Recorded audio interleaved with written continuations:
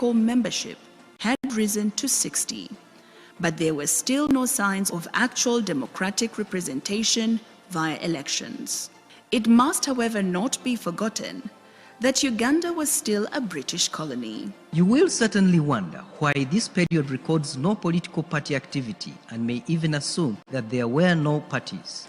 But in 1952, Ignatius Kangave Musazi unveiled the Uganda National Congress, and 2 years later, in 1954, the Democratic Party was formed with Joseph Kasolo as President General.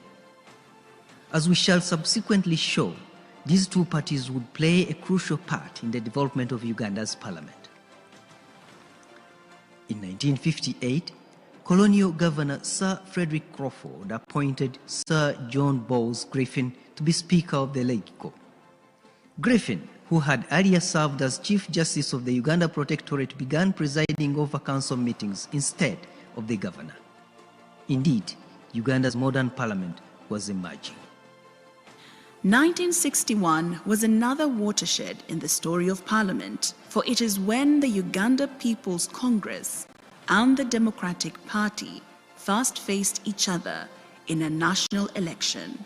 Of the 82 LegCo constituencies demarcated, Benedicto Kiwanuka's Democratic Party won 43, Apollo Milton Obote's Uganda People's Congress 35, Ignatius Musazi's Uganda National Congress just 1, while 2 of those elected were independents.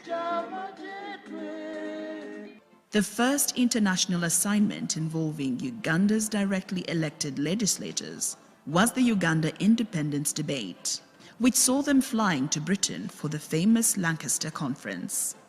Among them was Uganda's first Chief Minister, Benedicto Kiwanuka, and Uganda's first Leader of Opposition, Apollo Milton Obote.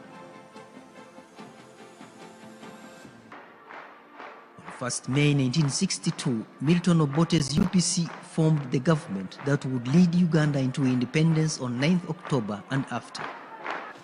One of the first things the 92-member National Assembly did was to elect a speaker rather than have one appointed as in the past. And the lucky man was none other than Sir John Griffin, who had been LegCo Speaker since 1958. The tradition of electing a speaker from directly elected MPs would come later. Many Ugandans who see this new structure climbing into the skies beside the old Parliament building might think that legislative business in Uganda began at Parliament Avenue in Kampala. That is not true. The first session of the Uganda Legislative Council, or LegCo, sat in the High Court buildings at Entebbe on 23 March 1921. It soon moved to Entebbe Town Council chambers. Records in our Parliament Library show that LegCo moved to Kampala in 1945.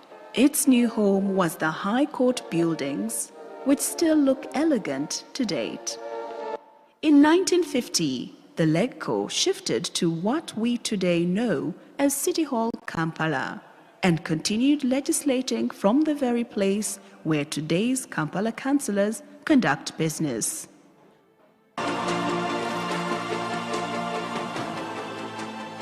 Let us look at the distinguished ladies and gentlemen who have presided over Parliament since Uganda's independence in 1962.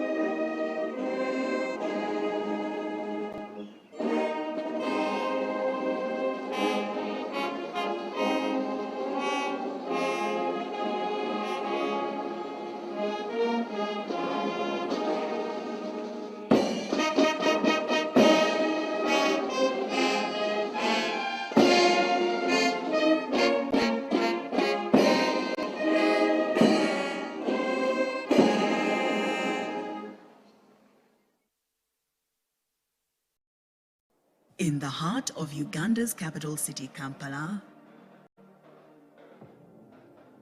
is this imposing edifice of parliamentary democracy, the Parliament of the Republic of Uganda.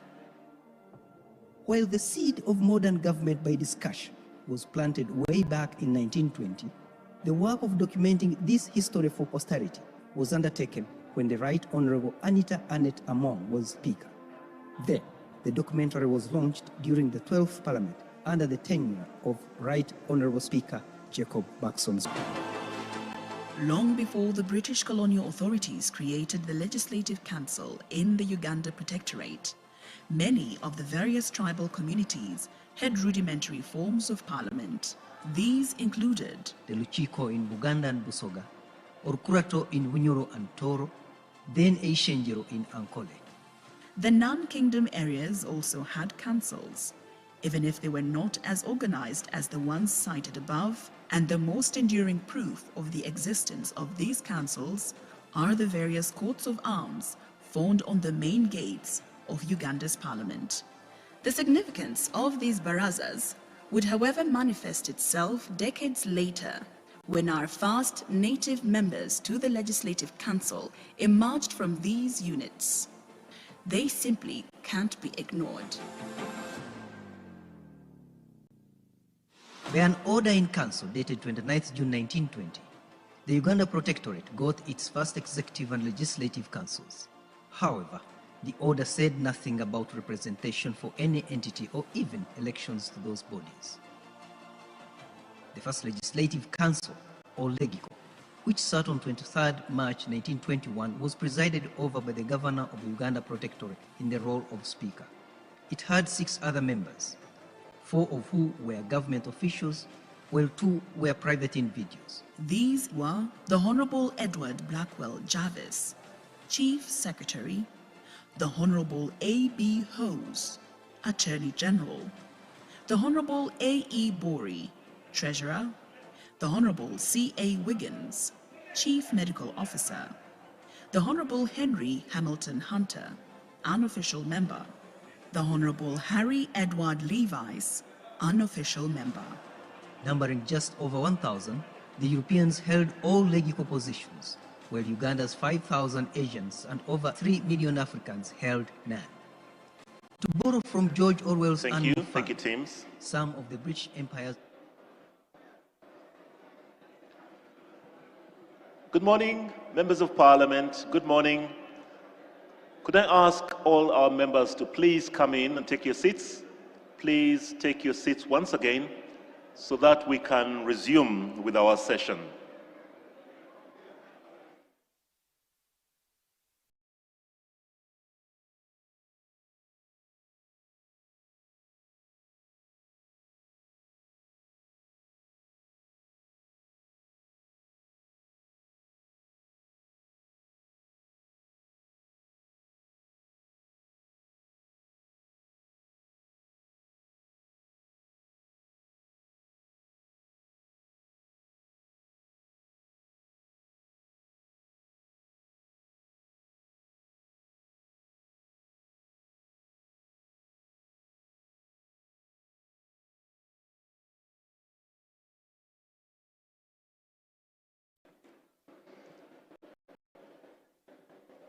The teams who are here, the staff, colleagues, could you please help and ensure that members of parliament are ushered back into the hall so that we can continue with our sessions for the morning. We are now ready after the health break, the tea break. We are ready to continue with our program. So would ask our members of parliament to come in and take your seats in preparation for session 2 of our induction.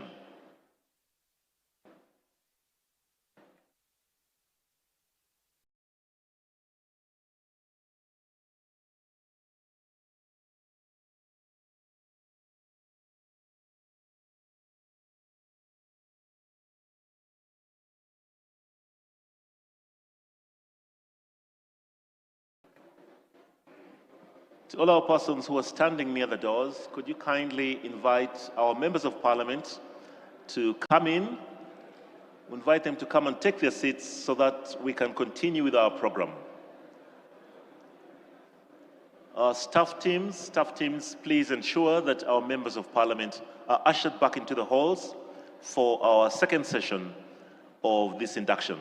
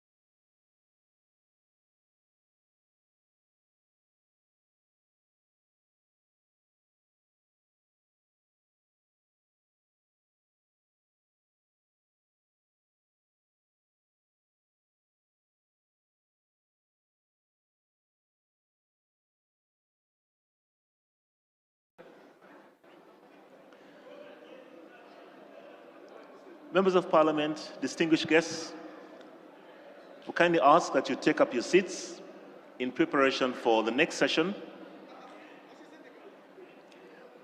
Our next sessions, we have got two very powerful presentations, very interesting presentations, and one is on the doctrine of the separation of powers, and the second one will be about the principles underpinning parliamentary procedures and practices in the Commonwealth.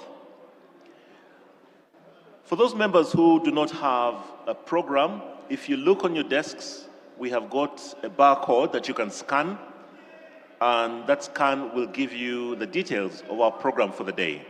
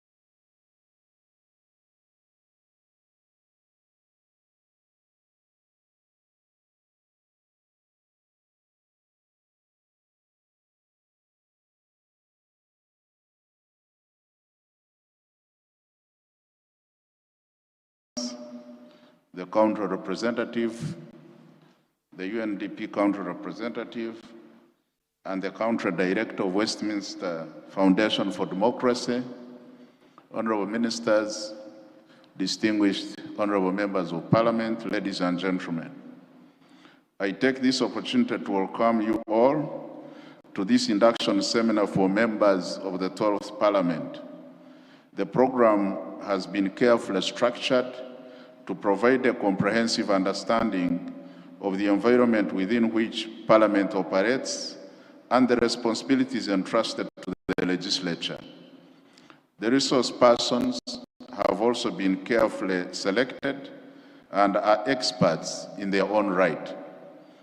The first day, which is today, focuses on the fundamental role of Parliament in Uganda's governance architecture.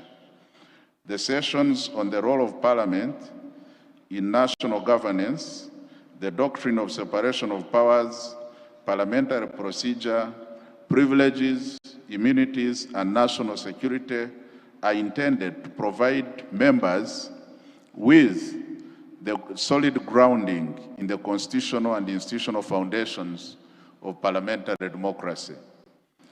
These sessions will help members understand not only what Parliament does, but also how Parliament relates to other arms of government and how it exercises its authority responsibly and effectively. The second day will shift attention to Parliament's contribution to national transformation. Members will engage with Uganda's development agenda through discussions on the National Development Plan, the budgeting process, service delivery, oversight of government programs,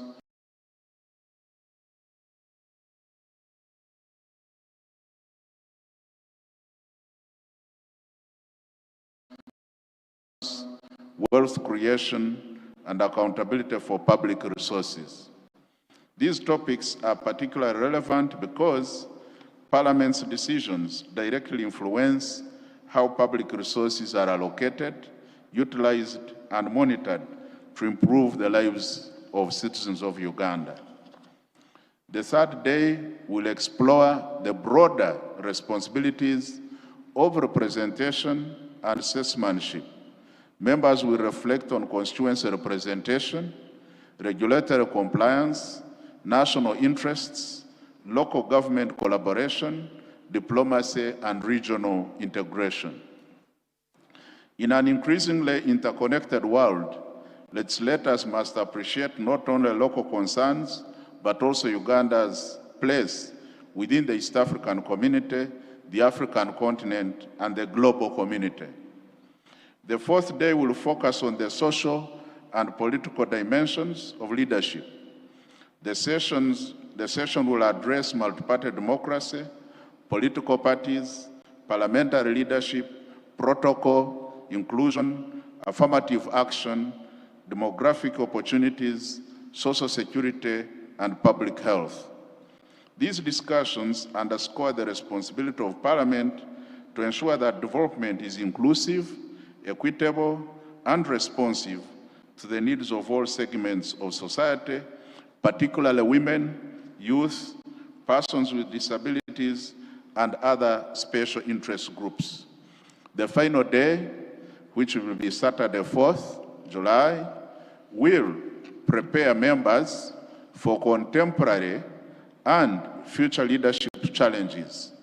The topics such as artificial intelligence, cyber security, financial planning, media management,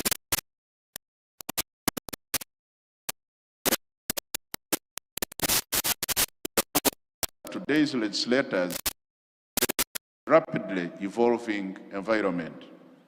Effective leadership requires not only political competence, but also personal resilience, ethical conduct, technological awareness,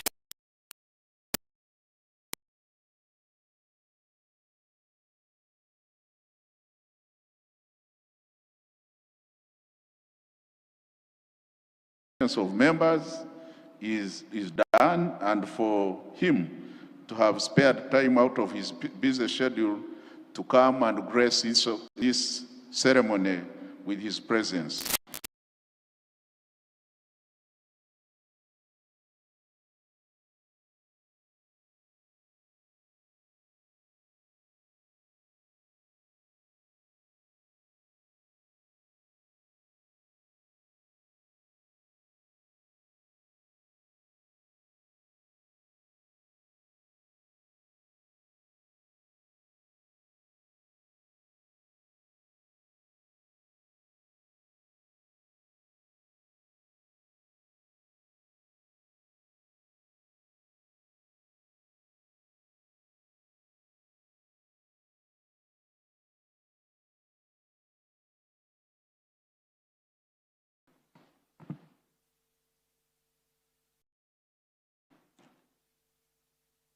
the Right Honourable Speaker of Parliament of the Republic of Uganda, the Right Honourable Prime Minister, the Cabinet Ministers present today, the Leader of Opposition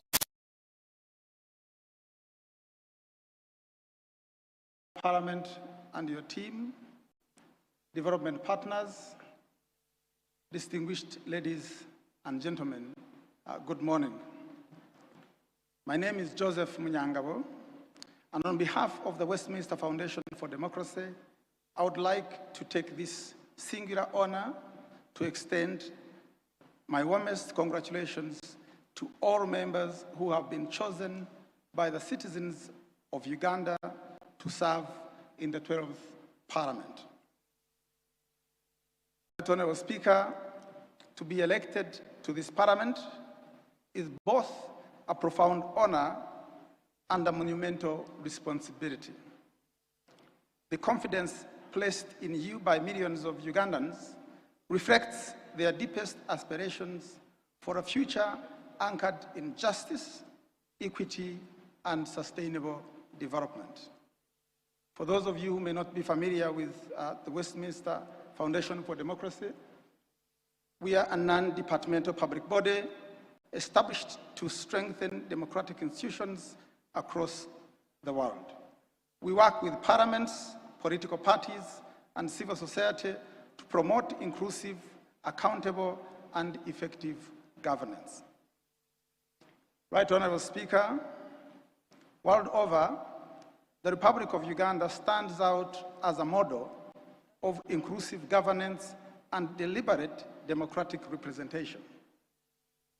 While many traditional democracies struggle with the systematic exclusion of marginalized voices, Uganda has built an extraordinary responsive parliamentary architecture that guarantees a seat at the table for every key sector of its citizenry.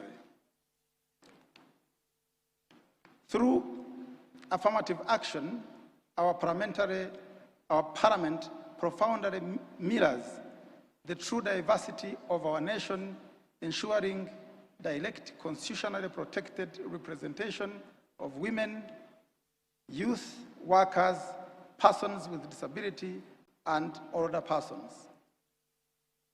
Honourable members, by structurally weaving these diverse representatives in the fabric of national legislation and budget oversight, Uganda demonstrates to the world that a resilient democracy is one where no group is left behind and where every citizen has a voice in shaping the nation's destiny.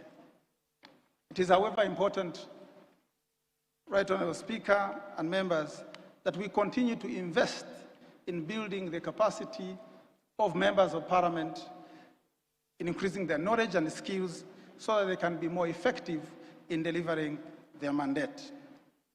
We operate on this fundamental truth that peace, security, and sustainable development thrive best when democracy is genuinely resilient.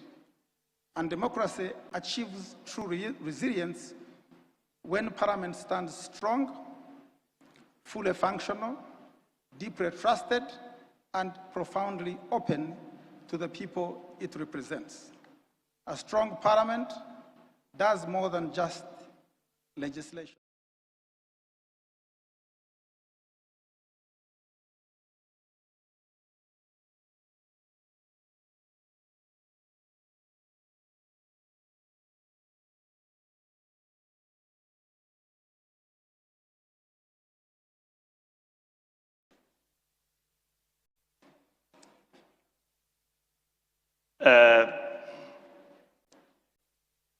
Good morning to you all, honourable members,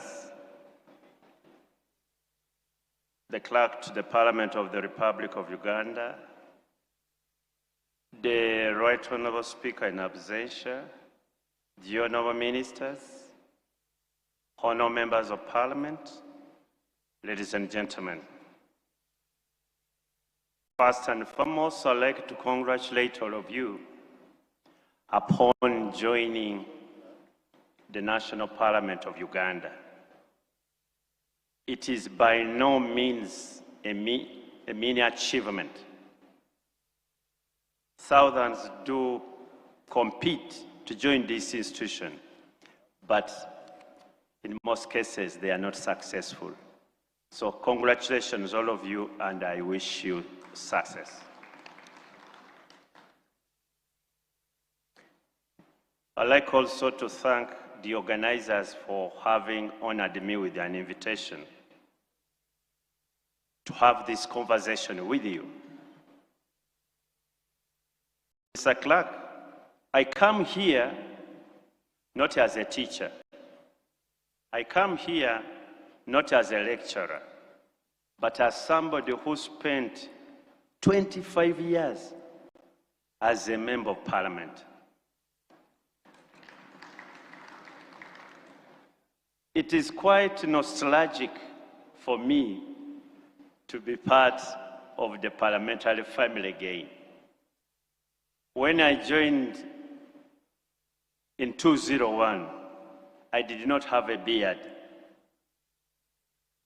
Not only did I grow a beard, but it also became gray,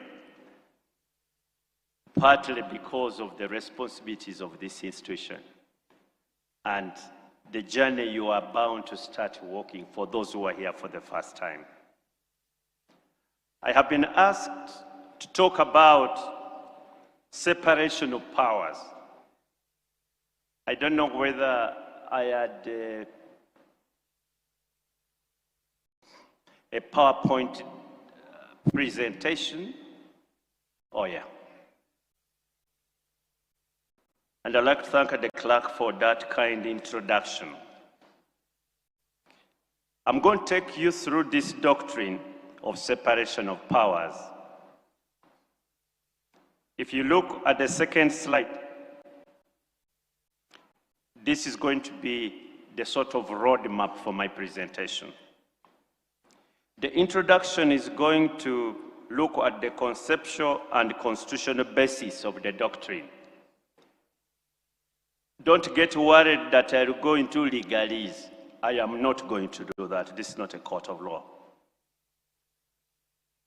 2, we shall look at partial separation model, why we have a partial separation and how parliament is composed.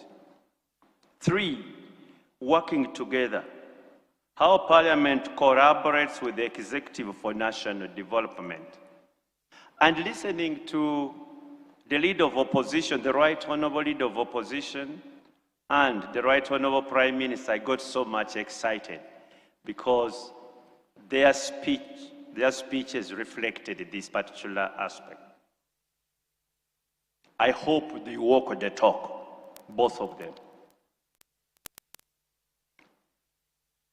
4, Parliament's oversight role and institutional independence. 5, jurisdiction, landmark court decisions that shape the boundaries.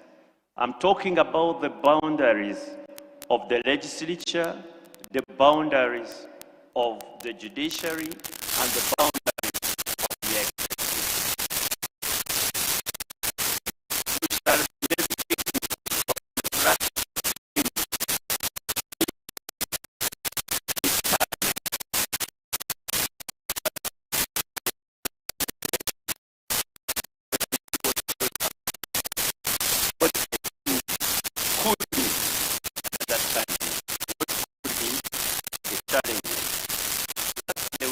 conclude, and then I'll be available for any questions.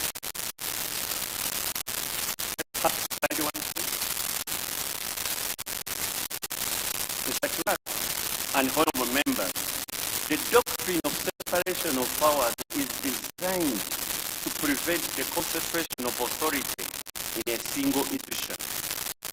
Why?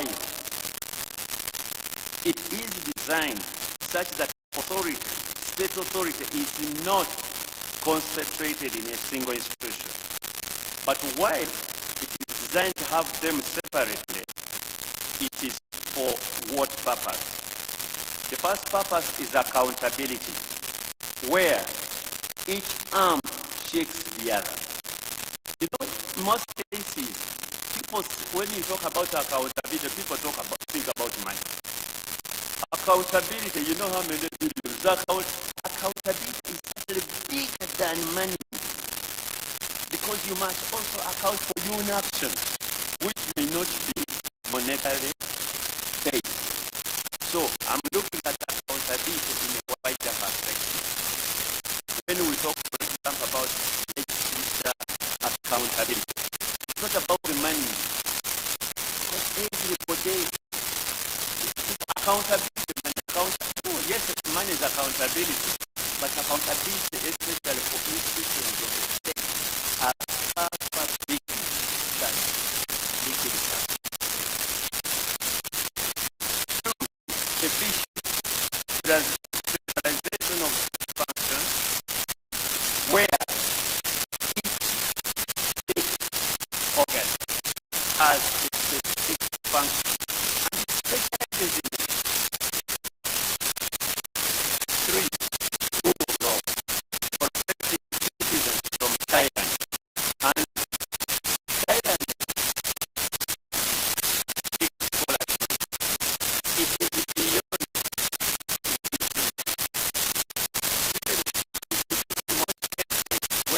about tyrants, people look at it. By the way, you can have by parliament. You can have judicial so when you talk about tyrants, it's not for one click and because as you people were our representatives, you would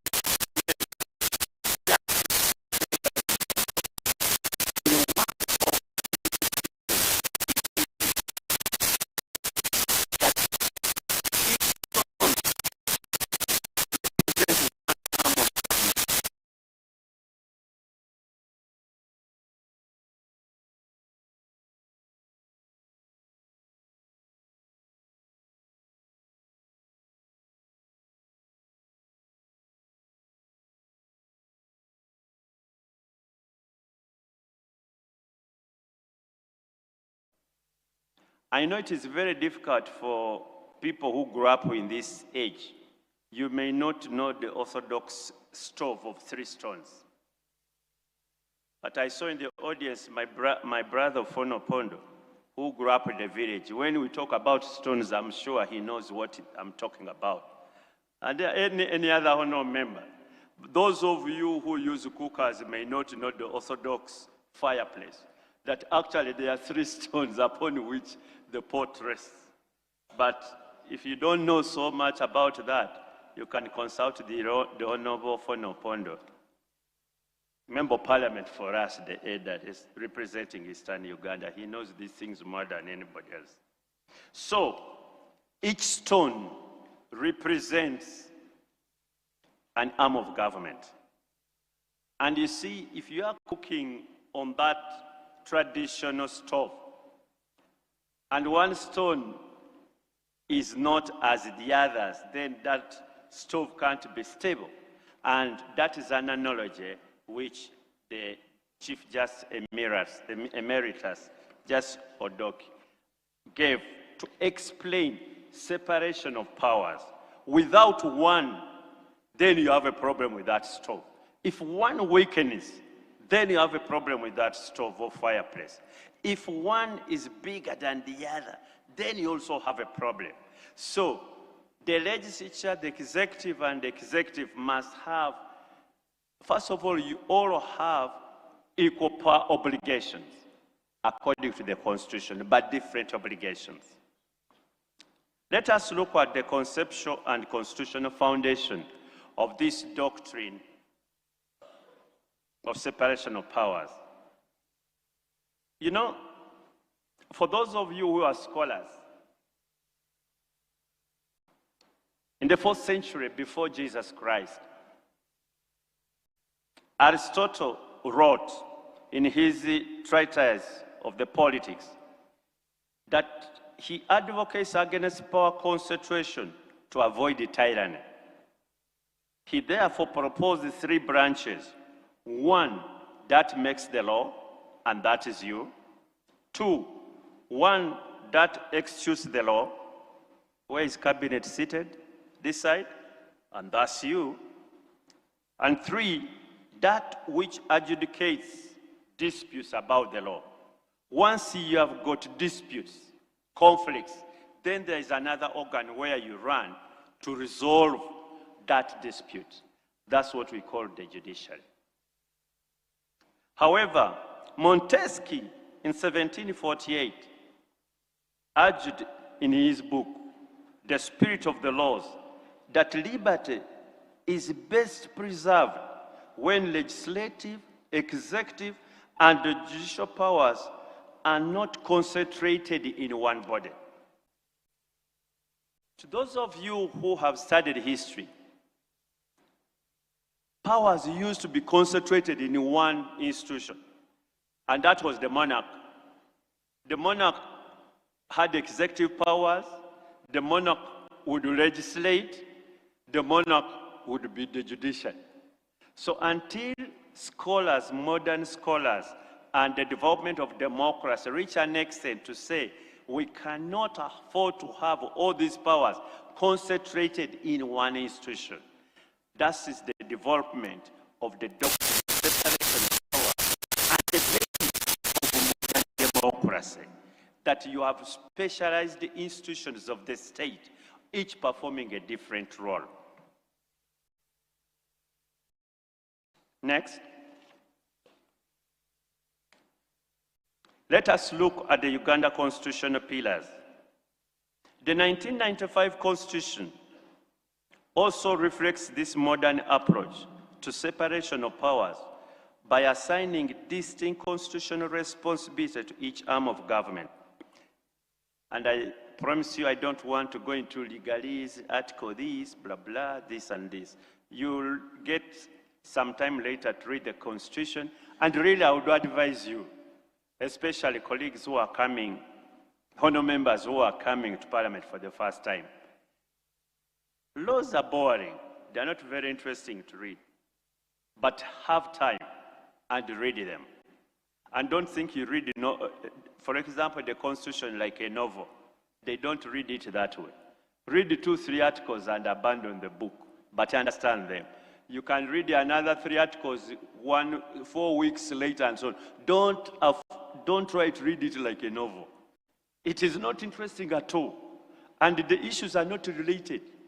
Just pick one article of the Constitution, read, try to understand it, especially those who are not lawyers. Because you need to have a general idea on what the Constitution provides. And that also goes to the rules of procedure. There is no book as boring as your rules of procedure. There is nothing interesting about it, but you have to get the courage and read them. But also don't read from page to page. It doesn't make sense. You'll get confused by the time you go to the 5th page. You've forgotten the other one. Just take your time, pick one aspect of it, read, understand. Then sometime you continue reading it, and Parliament is a place to learn.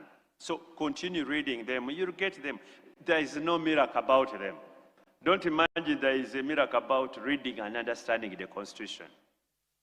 You could even understand it better than even those who went to law school. So just take your time. If you don't understand anything, ask. There is nothing wrong with asking. So when you look at our Constitution, the 1995, you look at Article 79, because that is the one that creates you, Parliament. I want to repeat this. All members of parliament should be well versed with Article 79. Please, I beg you, please be well versed with Article 79, because that is where you drive your mandate. If you're a member of parliament and you don't know your constitutional mandate, you don't have problems. But you can choose. There's types of members of parliament. Not you, but in the previous parliaments, you have only one type. The previous parliaments, there is a type who's about barriers. You can concentrate there and then you could be re-elected. Then there's one who wants to make a national contribution. And if you are that sort of person, please go to Article 79, understand it, appreciate it. Then it eventually defines what you are going to say. So look at Article 79.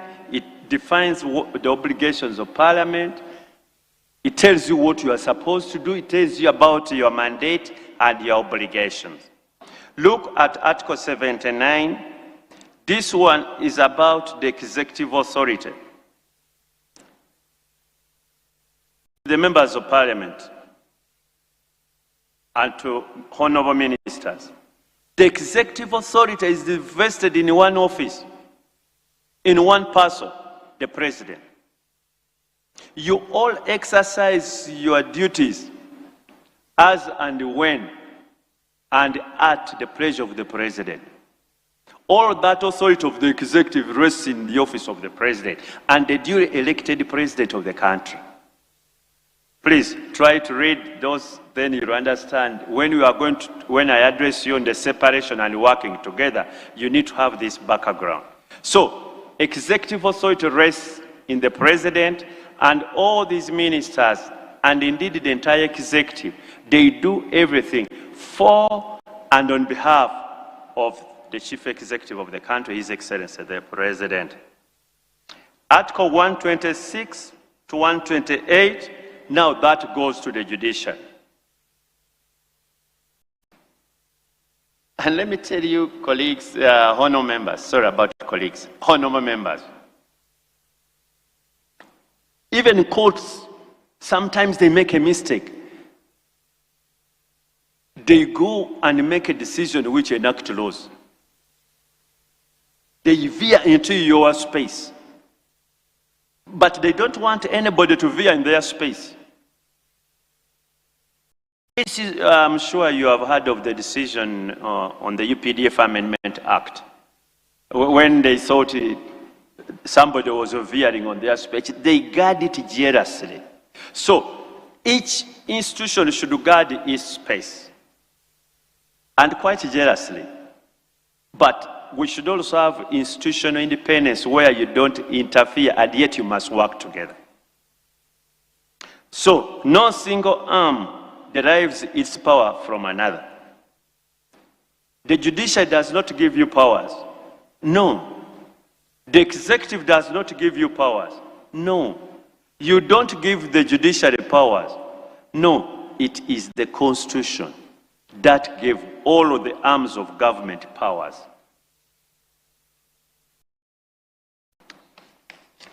Next slide, please. This is the functional division of labor. The legislature does legislation and oversight, making laws and scrutinizing government actions. And I think the leader of opposition was very emphatic on this when he was making his comments. Oversight. Your role, basic role. You have other roles which are spelled out in the Constitution, which I'll tell you. But your role is to make laws for the good by... you know, you've got a distinguished clerk, a lawyer, senior lawyer, of course. You have got the Speaker of Parliament, a very senior lawyer. Never mind what he said. I wanted to make some comment when he's here, but he has gone away. That was tongue in cheek. He didn't wish me not to come. But that's nature. It happens. He would have been very glad if I were part of his house. Why? It is only me and him, only two in the east of that parliament, who have chaired both the legal committee and the committee on rules of procedure. We only two. And he was my chairman. When I chaired the legal committee, he was still practicing law as a state attorney. He wasn't in parliament. So I have high respect for him as a lawyer and as a friend. And when he came, he became the chairperson of the legal committee, and I was his member, very obedient member. So me and the right honorable both, we've come from far. He only missed my physical. Congratulate him on assuming that office. We've talked on phone, but I wanted to congratulate him physically, but he's away. So, one, your roles, legislations and oversight. Two, the executive, implementation. You implement the laws that have been passed by Parliament, and then public administration management, the entire arm of government or of state called the executive. The judiciary's role is just to interpret laws and resolving constitutional disputes. That is their only role. So when sometimes in their decisions, they make orders which turn out to be read like laws, that will be interfering in the space of the legislature.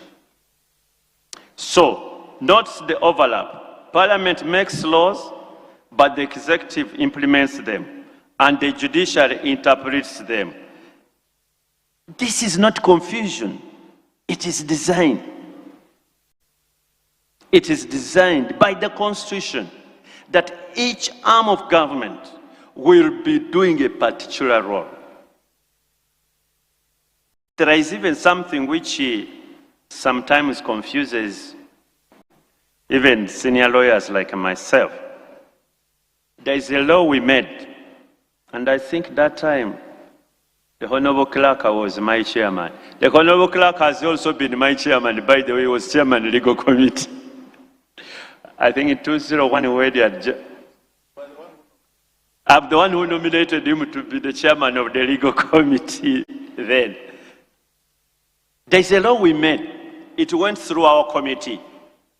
Then there was a dispute in courts. Then the judges in their judgment, they said, no, the intention of the legislature should not have been this. If they did, but what they were disputing actually was the intention of the legislature.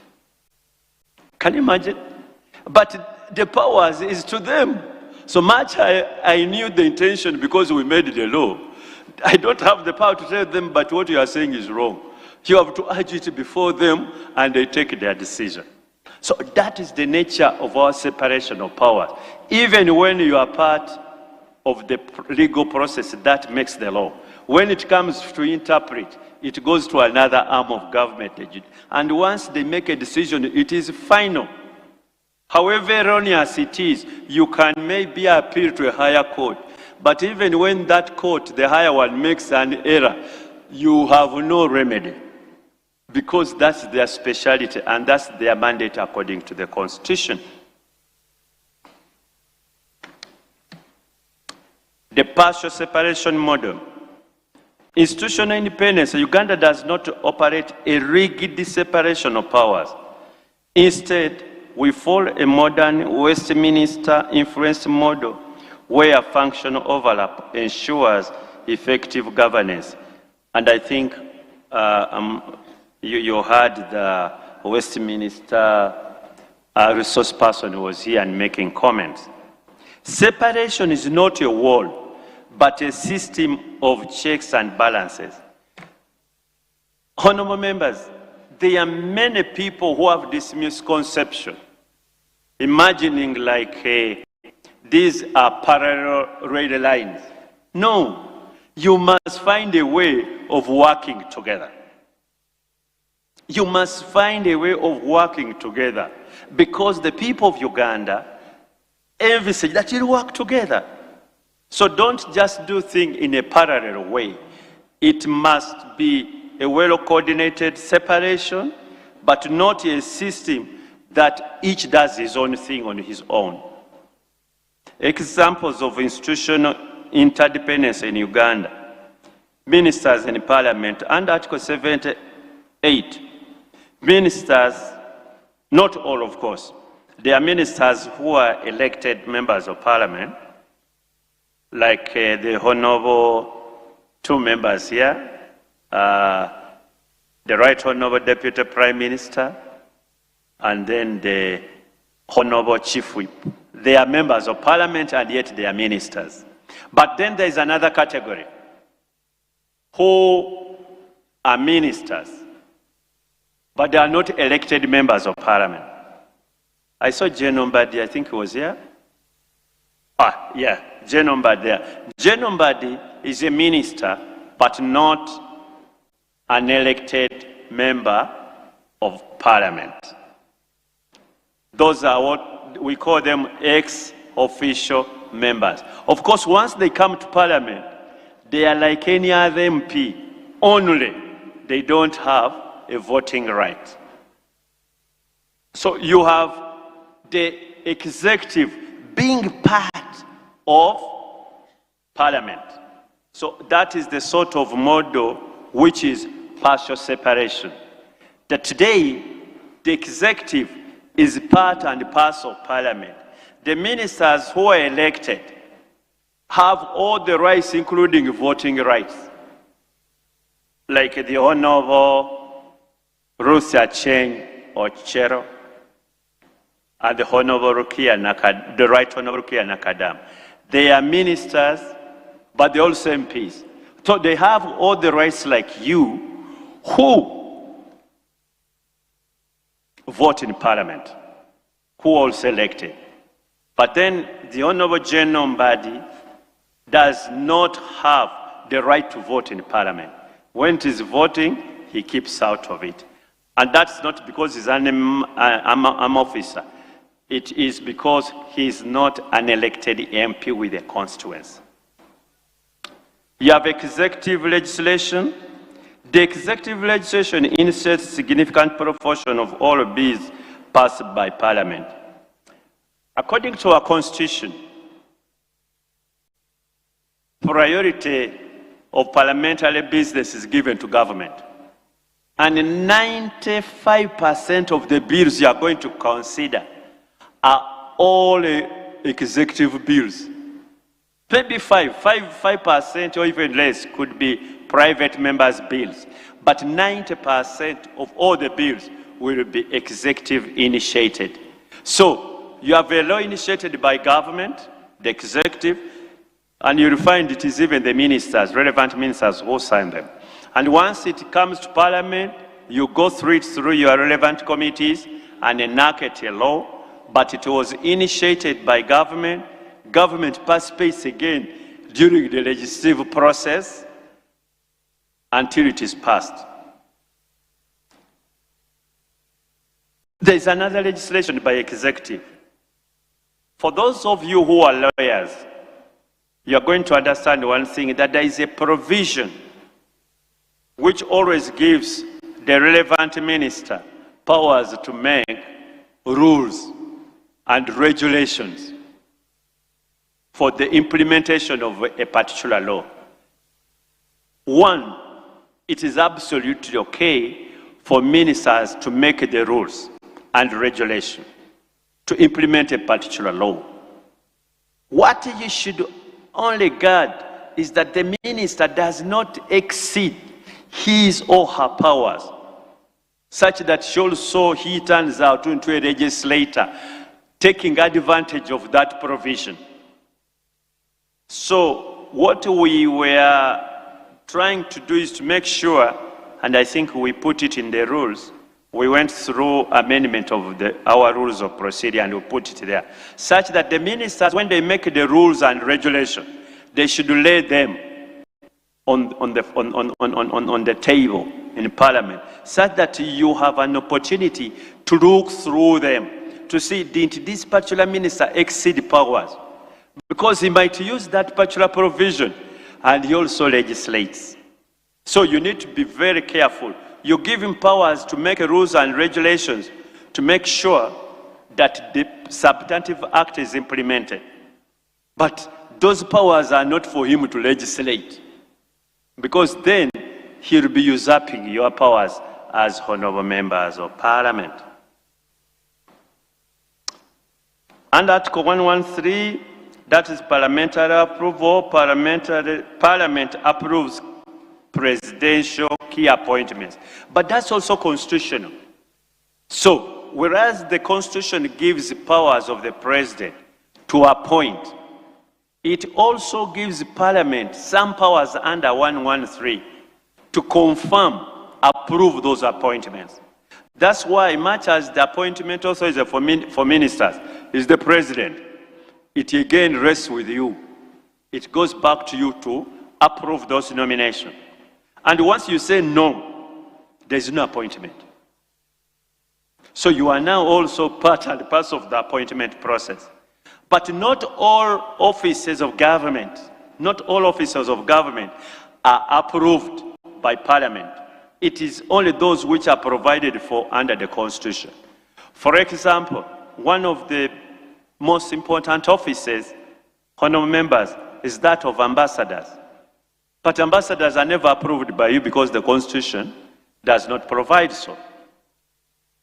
However, when you go to constitutional commissions, they come to you for approval. So, appointment of particular offices in the executive is by the president, but you're also given a role in the appointment. Judges of the courts of judicature are appointed by the president on recommendation of the Judicial Service Commission, but they also must come to you for approval. And once you don't approve, there is no judge appointed. But you are not the appointing authority. The appointing authority is the what? The president. So, what the Constitution of Uganda has done is to give you a little bit of shared responsibilities. And there is no magic in finding the reason why. You are a one football team, for those of you who love football. And you must score in one goal. And that goal is for the good of the people of Uganda. All of you are supposed to be working together to make sure that you score in that goal, and as citizens are happy because you are delivering us a better country. Unnecessary competition, unnecessary conflict is a disservice to the people. Unnecessary competition, unnecessary, rivalries is a disservice. You are supposed to work together to make sure that you deliver on your constitutional mandate for the good of the people. So, yes, there should be competition amongst politicians and rival political parties, but it should be in a context. The context should be maybe policy alternatives, but not the good of us as citizens. We want the Parliament and the Executive to work together to deliver for us as citizens. And that's what the Constitution envisages.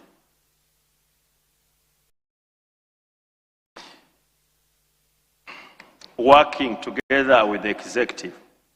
Effective governance requires Parliament and Executive to cooperate. Without cooperation, the state cannot function. Collaboration for national development and stability. So, listening to both the leader of government business and the leader of opposition, I thought they were talking about this. They all want to work together, and they are pledged to work together. Reason, because of this. And that's why I want them both their officers to work on the top. You are rivals. One is a leader of opposition in Parliament, one is leader of government business, but the responsibility is to have this institution of state parliament to deliver on its mandate. So you have to work together, you have got to cooperate. I'm going to give you a vivid example. And I'm sure that's why I was invited. I shadowed the 3 attorney generals. I don't know, I think 3.5 attorney generals. I shadowed, let his soul rest in peace, Professor Dr. Kidu Makubuya. He was the attorney general when I was shadow attorney general. The late Nyombi, he was a shadow attorney general when I was shadow. I refused to be called the shadow at that time. I used to call myself the other attorney general. And I shadowed, I've seen the Honorable Frederick Hind, Member of Parliament in Akau. Ah, there he is. These are realities. I shadowed him. So, we had the most contentious bill, one of those most contentious in the history of Parliament, Public Order Management Bill. It was hot in papers. It was hot in Parliament. The Right Honorable Uganda was the Prime Minister. They said, how do we diffuse this tension? So, the Right Honorable Wafula Gut was the leader of opposition. So they met. The Honorable Uganda and the Right Honorable Gut, they met to see if they can strike some balance. I'm waiting for that opportunity. One is here, one is not here.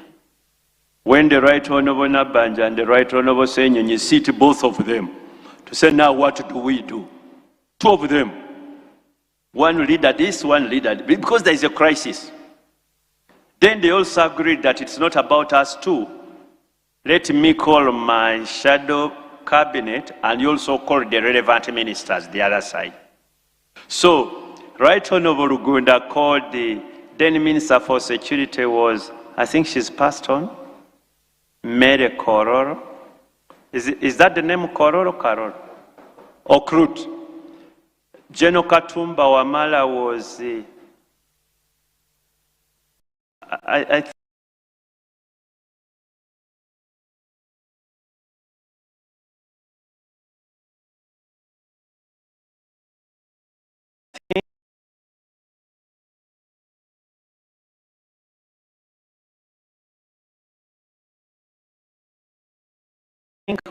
it must have been either Army Commander. Honorable Fidu, remind us. So they called the Army Commander, they called the Inspector General of Police, Minister of State for Security, and all the security apparatus, they were there. The Honorable Gut also called his team, and that included myself. Is Honorable Fungaro here? Caps? I don't think he's in the audience, but at that time he was a secretary, it was a shadow minister for, I think, defense. We also a team, this side and this side. So we went, and you can't imagine in the boardroom of the Prime Minister. We sat, we discussed, agreed, disagreed. Then they said, if the issue is the law, Attorney General, go and sit with this shadow Attorney General. Go and resolve this for us. So me and the Honorable Frederick were given the assignment to go and interpret each and every clause for them. So the Honorable Frederick calls a meeting in his chambers. We go there and he said, no, my brother, you know, we agree on this, some we don't agree. Why don't we ask some officers of the ministry to come and help us? I said, fine. So he brought in around 3 commissioners, and he explained to them what was the problem. He said, you guys, do this for us, bring us and advise us. We gave them, I think, 2-3 days. They came with a memorandum. So they gave it to us, and we went through them. At the end of the day, we had a meeting of the mind of the Public Order Management Act bill at that time. All the worries were not in the law. I repeat, all the worries of the Public Order Management Bill, which eventually came Act, were not in the law. Everything was being talked about was the misinterpretation of the law. A situation which some continues up today. Because me, as the Attorney General and the Shadow Attorney General, we signed a joint advice. Unprecedented, it has never happened. And I don't know whether we've had any other since that time. Where you've got the Attorney General and the Shadow Attorney General signing a joint interpretation of the law on each and every clause of that bill. Then it goes to the executive, the police is interpreting its own thing, the LOCs are there, the RDCs are there, everybody. Yet we had a joint interpretation. We were acting in good faith for the better of the country. So, it is not every other time that you have rivalries, that you have competition. You must click and find a way of working together, despite the separation of powers. I may be taking too long. I don't know whether I need to summarize. Avenues of formal interaction. No, that's not the slide, please.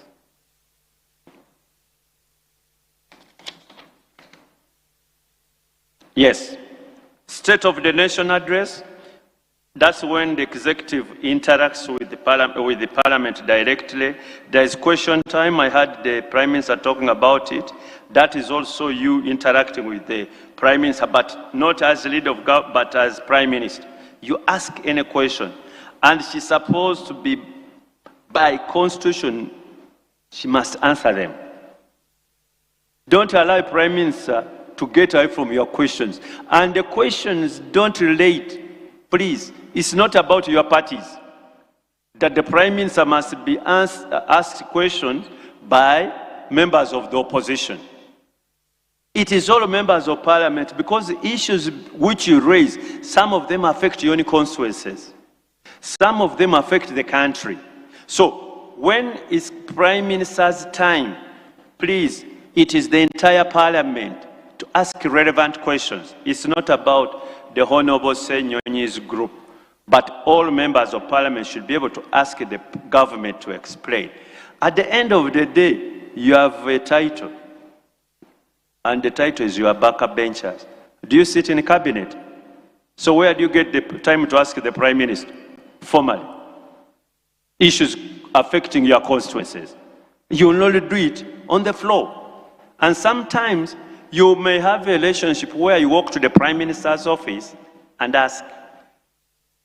But not all of you will be walking there and asking. Sometimes what you are asking is of a general application. It applies to the entire country. So the Prime Minister gets an opportunity to answer, or you bring it to the concern of government, so that government follows it up.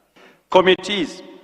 Committees have direct interaction with the ministers, departments, agencies of government, and then you can raise all the issues.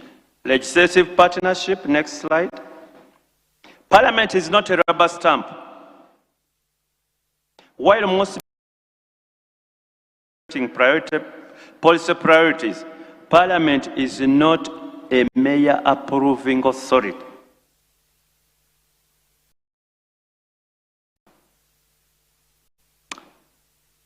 You will be doing the people of Uganda a disservice.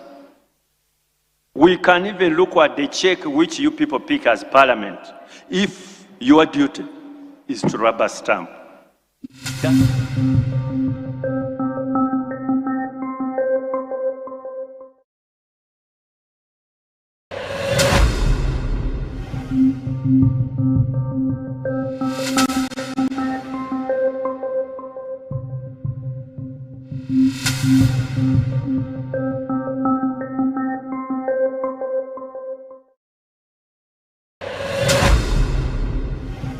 Uganda.